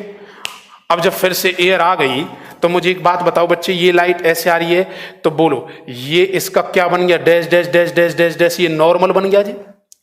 ओ जी, ये नॉर्मल हो गया नहीं हो गया? अच्छा, ये जानी चाहिए थी आई से, कई से? आई से सीधी जानी चाहिए थी। मुझे एक बात बताओ, जब भी कोई लाइट, आपको पता है ये बात, डेंसर मीडियम से रेयर मीडियम में आती है तो वो क्या नॉर्मल से दूर हट जाती है, नॉर्मल की ओर झुक जाती है? नॉर्मल से दूर हट जाती है, तो वो ऐसे जाएगी। बात समझ आई? कोई दिक्कत तो नहीं? क्लियर है सबको? यहां जो बनेगा वो एंगल आई होगा, यहां जो बनेगा वो एंगल आर होगा। और आज एंगल आई एंगल आर के इक्वल नहीं होगा। अब सुनो, इसको बताने के लिए जो साइंटिस्ट थे उनका नाम था स्नेल्स। क्या नाम था जी? स्नेल्स। ध्यान देना, स्नेल्स। और इसको बोला गया स्नेल्स लॉ। स्नेल्स के नियम कौन से हैं? ठीक है, एक छोटा सा किस्सा सुनाना चाहता हूं, ध्यान सुनना बच्चे। ये ना, ये स्नेल्स तो चलो अब आया है, किसी बच्चे ने, कुछ बच्चे ऐसे होंगे जो जानते होंगे। आपने महाभारत के बारे में सुना है? तो महाभारत में कौरव और पांडव होते हैं। 5 पांडव थे, कौरव थे 100, जितने भी थे उनके बीच में लड़ाई होती है। हकीकत में आपको बताता हूं, फिजिक्स एक ऐसा सब्जेक्ट है जो कदम कदम पे आपका साथ देता है। कुछ बच्चे बोल रहे सर इको आ रही है। सर जी, ये इको भी फिजिक्स का पार्ट है। कोई भी चीज, फिजिक्स का मतलब फिजिकल फिनोमिना के बारे में। ये फिजिक्स पहले भी हुआ करती थी, ऐसा नहीं है कि जो अब बनी है। हर जगह फिजिक्स का कॉन्सेप्ट था। पहले आचार्य हुआ करते थे, गुरु हुआ करते थे, वो पढ़ाया करते थे। क्लियर है? बात समझ आई? ठीक है। तो एक पांडव जो थे, किसी बच्चे ने सुना होगा वो किस्सा, जो वो जाते हैं द्रौपदी के उसमें स्वयंवर में, तो देखते हैं वहां, तो उसमें क्या था, ऑयल रखा हुआ था नीचे। एक ऑयल रखा हुआ था, जिसको नहीं पता उसे बता देता हूं। नीचे ऑयल था, परात वगैरह जो होती है, एक स्टील का बर्तन था, उसमें ऑयल रखा हुआ था, और ऊपर एक फिश मछली थी, वो ऐसे ऐसे रोटेट करती है, ऐसे ऐसे। क्लियर है? इसका एग्जाम्पल बताने का कारण बता रहा हूं। एक बार ऐसा ही क्वेश्चन नीट और IIT में पूछ रखा है जी। आप सोच रहे होंगे नीट IIT क्यों बता रहे हैं। मैं आपको बता देता हूं, कुछ क्वेश्चन नीट के रिपीट कर रखे थे जी एयरफोर्स के अंदर। बच्चे सोच रहा था बस इन बुक्स को पढ़ ले, तो जो मैं पढ़ा रहा हूं उसे सुनते चलना, और आप जवाब भी देंगे इस क्वेश्चन का। आएगा भी क्वेश्चन इन न्यूमेरिकल में। क्या हुआ, तो वो फिश ऐसे ऐसे घूमती है। अब उनके भी गुरु द्रोणाचार्य थे, तो उन्होंने बताया था कि भाई बेटा, कोई रिफ्रैक्शन फिनोमिना होता है, अपवर्तन होता है। एक बात याद रखना, अपवर्तन हमेशा वहां होगा। एक बात याद रखना, अपवर्तन हमेशा वहां होगा जहां किसी की पोजीशन मतलब स्थिति बदलेगी। जहां किसी की पोजीशन बदलेगी वहां रिफ्रैक्शन का कॉन्सेप्ट होता है, ये बात याद रखना बस। किसी की पोजीशन, एक बात बताओ, ये ऐसे आ रहा था, इसकी स्थिति बदल गई ना, पोजीशन बदल गई, ये कौन सा फिनोमिना है? रिफ्रैक्शन का फिनोमिना है। क्लियर है? और यही बात उन्होंने बोली थी, गुरु द्रोण ने, कि रिफ्रैक्शन के फिनोमिना में पोजीशन बदलती है, स्थिति बदलती है। जैसे उन्होंने क्या है, सबके सब वो आंख पे देख के क्लिक करना था, उन्हें एरो क्लिक करना था। अब क्या था, सब आंख पे ध्यान लगा रहे थे। लेकिन उस टाइम उन्होंने बताया था कि बेटा जब तुम देखते हो हवा से ऑयल में, तो रिफ्रैक्शन का फिनोमिना होता है, ये अपवर्तन बन जाता है। माध्यम में जब कोई चीज बदलती है तो उसकी स्थिति बदल जाती है। तो सब लगा रहे थे उस आंख को देख के निशाना, और कोई भी नहीं लगा पाया। लेकिन अर्जुन को क्या था, ये रिफ्रैक्शन का फिनोमिना पता था जब उन्होंने बताया था। आज मैं तुम्हारे लिए गुरु द्रोण हूं, तो उन्होंने जब बता रहे तो उन्होंने बोला था कि रिफ्रैक्शन फिनोमिना उसके आने से पहले आपको क्लिक करना है, क्योंकि जो तुम देख रहे हो वो एक्चुअल व्यू नहीं है, वो बाद में जब आप आओगे तो आंख देख के करोगे तो वो तब तक निकल चुकी होगी, क्योंकि तुम ऑयल में देख रहे हो। और हवा से ऑयल में जब जाते हैं तो वो फिनोमिना कौन सा है? रिफ्रैक्शन का फिनोमिना है। उसे पता थी, उसने आंख को ना रखते आंख से पहले लगाया, और जैसे यह क्लिक हो गया। यही क्वेश्चन आईआईटी नीट में ऐसे पूछ रखा था कि एक फिशरमैन है, मछली पकड़ने वाला है, वो मछली के कांटे को कहां क्लिक करे कि वो मछली पे लगे, एग्जैक्ट मछली से पहले आगे। अगर आप फिश पे देख के करोगे तो आप हवा से पानी में देख रहे हो, रिफ्रैक्शन का फिनोमिना होगा। किसी की स्थिति बदल जाएगी, जब स्थिति बदल जाएगी तो बताओ चेंज आएगा कि नहीं आएगा? आप उसको देख के क्लिक करोगे तब तक वो निकल चुकी होगी, थोड़ी पहले क्लिक करना पड़ेगा, आने से थोड़ी पहले। क्लियर है? ये रिफ्रैक्शन के फिनोमिना होते हैं। जहां कभी भी किसी की स्थिति बदल जाए वो रिफ्रैक्शन का कॉन्सेप्ट होता है। बात समझ आई? इसी बात को स्नेल्स लॉ कहते हैं। और स्नेल्स लॉ ने क्या कहा? स्नेल्स लॉ के अकॉर्डिंग ये था, बच्चे मैं ये वाला पार्ट रफ करता हूं, ध्यान से सुनना। देखिए स्नेल्स का सिद्धांत बताता हूं, स्नेल्स लॉ क्या कहता है।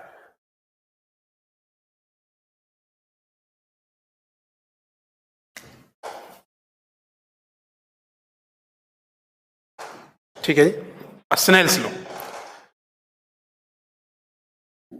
स्नेल्स लॉ के दो लॉ थे।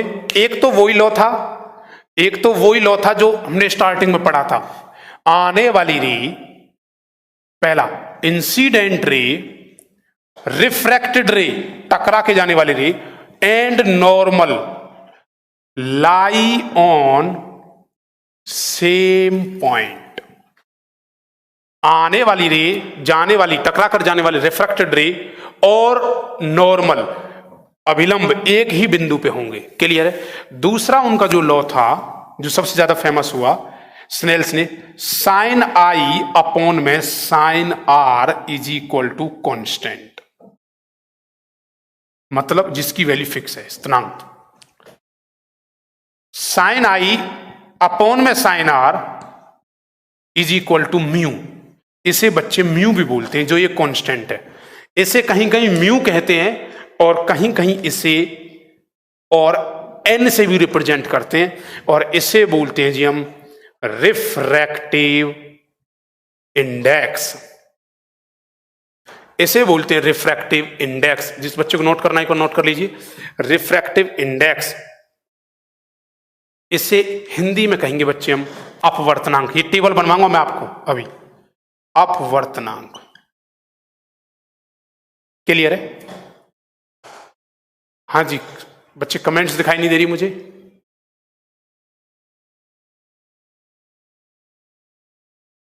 चलिए, अगर आप मुझे देख पा रहे हैं तो मैं कंटिन्यू करता हूं। हाँ जी, ये अपवर्तनांक, इसे एन बोलते हैं। अभी बहुत अच्छे से बताऊंगा इसके बारे में। स्नेल्स के दो नियम थे जी, बोलो कौन कौन सा? पहला तो सर वो आने वाली रे, रिफ्रैक्टेड जाकर टकरा के जाने वाली वे, और नॉर्मल एक ही बिंदु पे होंगे। दूसरी कंडीशन ये थी साइन आई अपॉन में sine r is equal to क्या रहेगा? कांस्टेंट। कांस्टेंट मतलब होता है स्थिरांक जिसकी वैल्यू फिक्स हो, एक वैल्यू फिक्स वैल्यू होती है। क्लियर है? और उसी को हम बोलते हैं रिफ्रैक्टिव इंडेक्स। इसी को म्यू और एन कहते हैं। यही वो फॉर्मूला है जिसपे बेस्ड न्यूमेरिकल आते हैं। क्लियर है? बात समझ आई? ठीक है, क्लियर है?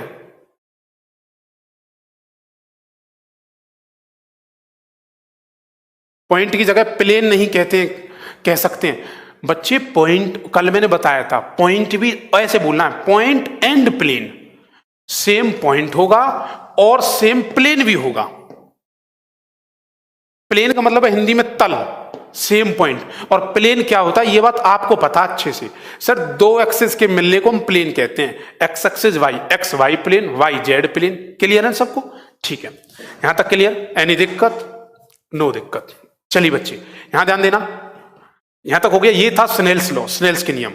ठीक है, अब मैं बहुत इंपॉर्टेंट बात बताने जा रहा हूं, इसके एग्जाम्पल्स बताने जा रहा हूं। रिफ्रैक्शन के एग्जाम्पल बताओ सर कौन कौन से। ठीक है, रिफ्रैक्शन के एग्जाम्पल बताने जा रहा हूं। और बच्चे फिर इस टॉपिक को लेता हूं दोबारा से, जो क्योंकि न्यूमेरिकल वाला पार्ट है, इसको ध्यान से सुनना जी। रिफ्रैक्शन के एग्जाम्पल की बात कर रहे हैं जी। पांडव 5 थे, एग्जाम्पल भी 5 है। 5 से ज्यादा आज तक ना पूछे ना पूछ पाता, क्योंकि बनते ये है मोस्टली। ठीक है जी, दिखाई दे रहा सबको? सबसे पहले मुझे एक बात बताओ, रिफ्रैक्शन होता कहां है? आपसे मैं पूछूं कि रिफ्रैक्शन कहां होता है, पता है कभी भी तुमसे ये नहीं पूछेगा कि जी रिफ्रैक्शन के एग्जाम्पल बताओ। क्वेश्चन हमेशा ये आता है, एग्जाम्पल होगा गिवन, आपको कहेगा बताइए ये एग्जाम्पल किसका है। रिफ्लेक्शन, रिफ्रैक्शन, परावर्तन, अपवर्तन, या फिर इंटरफेरेंस, डिफ्रैक्शन, व्यतिकरण जिसके बारे में बोलता है। 4 ऑप्शन देगा, इनमें से 4 ऑप्शन देगा और एग्जाम्पल दे देगा, बताओ वो एग्जाम्पल इनमें से कौन से इफेक्ट का है। ऑप्टिकल फाइबर आ गया, प्रकाश तंतु, बताओ वो किसका एग्जाम्पल है इनमें से। कुछ बच्चे जानते होंगे लेकिन मैं बताऊंगा बाद में। बात समझ आई? ठीक है, 5 एग्जाम्पल। आपने सर एक ही बात बताई, हमें एक बात याद रखनी है कि रिफ्रैक्शन हमेशा वहां होगा जहां किसी की स्थिति बदलती है, पोजीशन बदलती। बात समझ आई? मुझे एक बात बताओ, जब आप कभी टब को देखते हो, पानी के अंदर, पानी भरा हुआ टब के अंदर, तो तुम्हें तल जो होता है उसका बॉटम उभरा हुआ दिखता है, किसकी वजह से? रिफ्रैक्शन की वजह से। किसकी वजह से? रिफ्रैक्शन। सर उस तल हकीकत में नहीं है, वो उसकी स्थिति दिख रही है, वो बदल चुका है, स्थिति बदल चुकी है तो एक्चुअल में ये आप हाथ डालोगे पता लगेगा 3 मीटर है। क्लियर है? या 1 मीटर है, 1 मीटर है, लेकिन डाल के देखो तो 1 से कुछ कम है, एक्चुअल में तो कुछ और कम दिख रहा है। क्लियर है? वो फॉर्मूले बनेंगे, रियल डेप्थ वगैरह यहां बनाऊंगा। रिफ्रैक्शन का एग्जाम्पल हमेशा वहां होगा जहां किसी की पोजीशन बदलती है, स्थिति बदलती है। और मैंने कहा उभरे हुए तल का दिखना, बॉटम का concept. Bottom, change in the position of, change in position of bottom, तल का उभरा हुआ दिखना, हुआ दिखना। और बच्चे ये ना सोचें सर ऐसे लिख रहे हैं ये चीज क्या है, क्योंकि मैं नोट्स में प्रॉपर तरीके से लिखा है, बस आपको सुनना है ध्यान से। रफली आप कर रहे हो तो साथ साथ करते चलें। क्लियर है? कहता है change in the position of bottom, bottom जो होता है उस बॉटम में, बॉटम के तल का उभरा हुआ दिखना। अच्छा, सिक्के का भी उभरा हुआ दिखना, जो कॉइन होता है ना, वो कॉइन जो होता है, कॉइन का भी उभरा हुआ दिखना होता है, कॉइन होता है, कॉइन का भी उभरा हुआ दिखना होता है। अच्छा, बात करता हूं मैं आपके सामने, जैसे पेंसिल है, पेंसिल को हम पानी के अंदर, कांच का गिलास है, ऐसे करके कभी एग्जाम्पल करना, कांच के गिलास को लेना और उसमें पानी डालना और उसके अंदर पेंसिल डालना, तो पेंसिल जो होगी ना वो आपको तिरछी दिखाई देगी जब पानी होगा इसके अंदर। क्लियर है? तो पेंसिल की पोजीशन बदल चुकी है, बेंडिंग ऑफ पेंसिल, पेंसिल का, ये लिख लो, यहां लिखना सिक्का या सिक्के का, सिक्के का उभरा हुआ दिखना, पेंसिल का झुकना, पेंसिल कैसे झुकती है। क्लियर है? पेंसिल की पोजीशन बदल जाती है। एक बात बताओ जी, बॉटम था, क्या स्थिति बदली? Yes sir. सिक्के का उभरा हुआ दिखना, स्थिति बदल गई, किसकी वजह से? रिफ्रैक्शन। आप कहेंगे बेंडिंग ऑफ पेंसिल, पेंसिल का झुका हुआ दिखना, किसकी वजह से? फिजिक्स में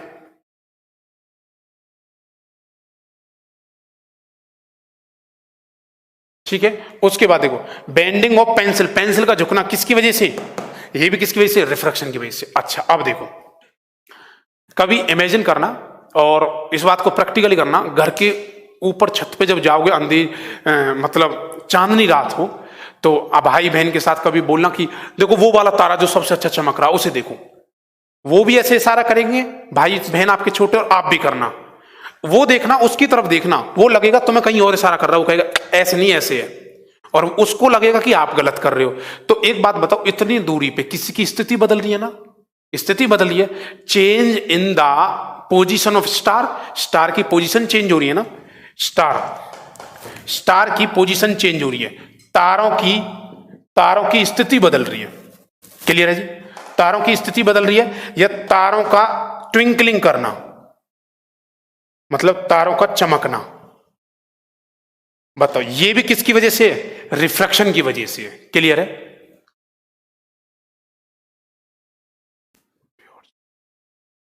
सर फिजिक्स में क्या बोल रहे हैं संदीप जी, क्या कहना चाह रहे हैं?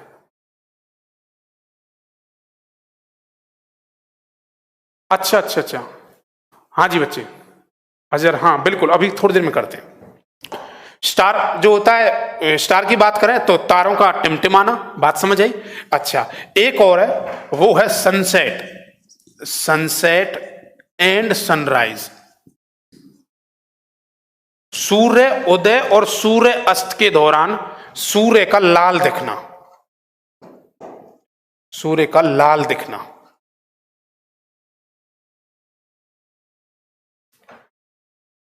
देखो दो कॉन्सेप्ट होते हैं, सनसेट और सनराइज दोनों, सूर्य का लाल दिखना। अब मैं इस चीज को एक्सप्लेन करूंगा, क्या लाल दिखने में कोई पोजीशन बदल रही किसी की? यहां सबसे आके कंफ्यूज होता है बच्चे, ये एग्जांपल है स्कैटरिंग का, लाल दिखना सूर्य सनसेट और सनराइज दौरान। तो आपको ये लाल दिखने वाले में नहीं लिखना, क्योंकि मैंने लिखा इस वजह से, क्योंकि बच्चा समझे लाल दिखने में किसी कोई स्थिति थोड़ी बदल रही है। लेकिन अगर आपको याद हो तो मोस्ट इंपोर्टेंट क्वेश्चन आता है ऐसे, सनसेट और सनराइज के दौरान होता क्या है? जब सूर्य उदय होता है, उदय होने से 2 मिनट पहले दिख जाता है, सूर्य अस्त होता है, अस्त होने के 2 मिनट बाद तक दिखता है। मैं बात करूं 2 मिनट प्लस 2 मिनट, ओवरऑल पूरा डिले कितने का आता है? 4 मिनट का। तो सूर्य का सनसेट और सनराइज के दौरान उसकी पोजीशन बदल जाती है। कलर का कॉन्सेप्ट मत देना इसमें, रिफ्रैक्शन में, वो यहां आएगा, मैं बताऊंगा स्कैटरिंग में। सूर्य का 2 मिनट पहले और 2 मिनट अस्त बाद तक दिखना, ये किसकी वजह से आता है?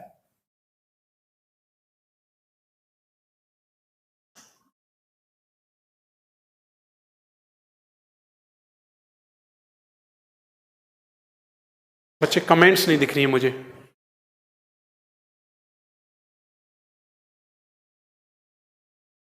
हाँ इस बच्चे की आई, संदीप कहता है सर, हाँ बिल्कुल सर, मैं बोल तो रहा हूं बच्चे मेरे साथ जुड़े रहो, अच्छे से करो, कोई दिक्कत नहीं है, ठीक है?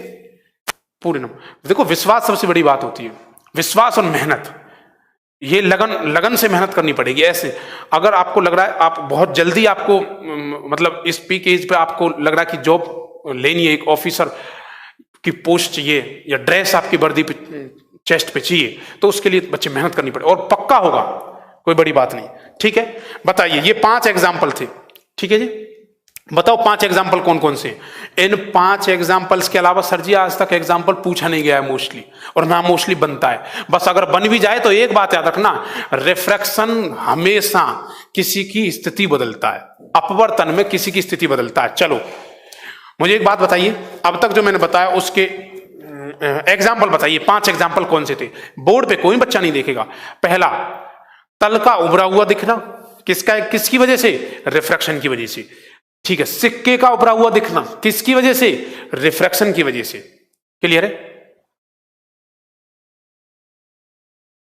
बात समझ आई? उसके बाद मैंने कहा तीसरा एग्जाम्पल, तीसरा एग्जाम्पल क्या है? पेंसिल का तिरछा दिखना, किसकी वजह से? रिफ्रैक्शन की वजह से। सर ये वो पॉइंट्स है जिनको मैं लिखाने जा रहा हूं, ये जो पॉइंट्स हैं प्रॉपर तरीके से लिख रखे हैं मैंने नोट्स में, लेकिन आप इनको रफली तो लिख ही सकते हो ना। ये आईएएस तक के पूछे हुए क्वेश्चन है सर, आईएएस अच्छे से, पीसीएस, जहां फिजिक्स पूछी जाती है बहुत अच्छे लेवल पे, और इनसे बाहर क्वेश्चन भी नहीं है, उठा के देखना आप क्वेश्चंस को, ठीक है? तो उसके बाद मैंने कहा अच्छा ये बताओ सनसेट और सनराइज के दौरान सूरज 2 मिनट पहले दिख जाता है और 2 मिनट अस्त होने के बाद तक दिखता है, किसकी वजह से?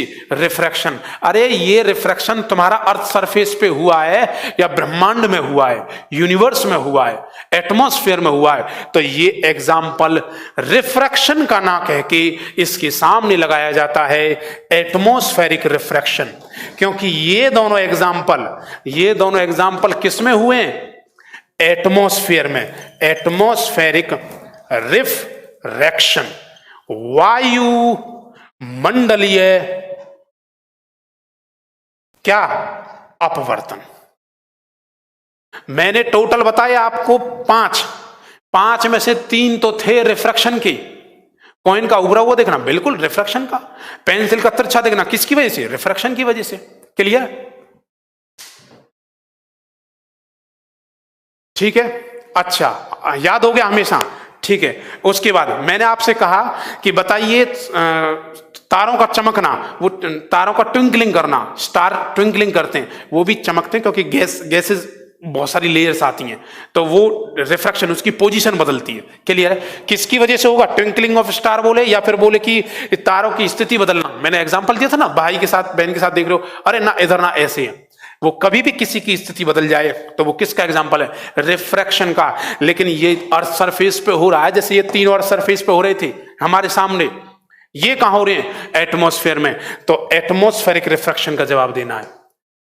सनसेट और सनराइज के दौरान सूर्य का 2 मिनट और 2 मिनट ओवरऑल डिले कितना है, वो पूछेगा, बताओ टोटल डिले कितना है। क्लियर है? ये बच्चा बार बार बोल रहा है देवेंद्र जितेश सर कब आएंगे? भाई साहब मैं जितेश सर ही हूं। जितेश सर कब आएंगे? उन्हें ये नहीं पता मैं जितेश सर हूं भाई। क्लियर है? उसके बाद बात समझ आई? ये हो गया। तो उस कंडीशन में हम बताएंगे बच्चे सनसेट और सनराइज के दौरान कोई दिक्कत तो नहीं है। क्लियर है? समझ आया? हाँ जी। तो अब ये था पूरा कॉन्सेप्ट रिफ्रैक्शन का। अब ये वाला पार्ट उठाऊंगा मैं, जो न्यूमेरिकल वाला पार्ट होगा, इसके कॉन्सेप्ट बताऊंगा क्या होगा कैसे होगा। जी हाँ, क्लास ओवर करते हैं थोड़ी देर में। हाँ जी, बस कल करवा देना और बाकी है का। चलो कल करवा देंगे, कल करा देंगे, कोई दिक्कत नहीं है। ठीक है, अभी टेक्नीशियन नहीं है इसे ऑफलाइन करने के लिए। मैं बताता हूं, यहां तक बात समझ आई? चलो, वैसे हकीकत बताता हूं, ये पढ़ाई पहले भी थी, जो मैंने आपको बताया रिफ्रैक्शन किसी किसी। और ये क्वेश्चन पूछ रखा था जी फिशरमैन वाला, मछली पे जो कांटा लगाते हैं। अब आपको मैंने बता दिया रिफ्रैक्शन, अगर कोई बच्चा पढ़ रहा समझदार होगा तो पता है, नहीं सर ने बोला स्थिति बदलती है, पोजीशन। आप उसको पोजीशन किसी एक मीडियम से दूसरे मीडियम में देख रहे हो तो आपको ऑटोमेटिक पोजीशन चेंज नजर आएगी। आप सोचोगे अपने अकॉर्डिंग तो वो गलत होगा। ठीक है, इन 5 एग्जाम्पल के अलावा कोई एग्जाम्पल पूछा नहीं। और मैं बार बार बोलूंगा कि एग्जाम्पल में पूछूंगा आपसे, क्वेश्चन ऐसे आता है जी, क्वेश्चन की बता देता हूं कि ड्यूरिंग सनसेट और सनराइज। सर साफ साफ लिखना सर। अच्छा ठीक है, साफ साफ लिख दे। नोट्स तो अगर आप ये देख रहे हो कि सर की राइटिंग बोर्ड के अकॉर्डिंग होगी, जैसे बोर्ड में तो ऐसा नहीं, मैं बहुत अच्छे से लिखूंगा, आपको पसंद आएगी। ठीक है, बात करते हैं बच्चे, इसमें से पूछेगा ड्यूरिंग सनसेट और sunrise there is a delay, overall delay 2 minute plus 2 minute 4 minute, किसकी वजह से होता है? ऑप्शन है आपके पास, रिफ्रैक्शन, TIR, स्कैटरिंग या डिस्पर्जन। तो करेक्ट वर्ड क्या रहेगा? रिफ्रैक्शन। और रिफ्रैक्शन में भी कौन सा बच्चे? Atmospheric refraction. क्लियर है? देखो रिफ्लेक्शन कंप्लीट हुआ, रिफ्रैक्शन में थोड़ा सा कॉन्सेप्ट बचेगा, मैं बताऊंगा तुम्हें। हीरे का रिफ्रैक्टिव इंडेक्स कितना है? हीरे का रिफ्रैक्टिव इंडेक्स कितना है? हाँ अजहर भाई, बच्चे बस अभी करता हूं। उसके बाद हीरे का रिफ्रैक्टिव इंडेक्स कितना है ये पूछता है, 2.42, सबसे ज्यादा। टेबल बनवाऊंगा, इधर टेबल बता दूंगा। क्लियर है? TIR मोस्ट इंपोर्टेंट क्वेश्चन है जी। और जो मैंने बोला ना इंडिया का क्वेश्चन जो अभी आया, वो यहीं से आया है, TIR से। इतने क्वेश्चन आते हैं, सबसे ज्यादा क्वेश्चन आपको यहां से दिखाई देंगे, इन फिनोमिना से।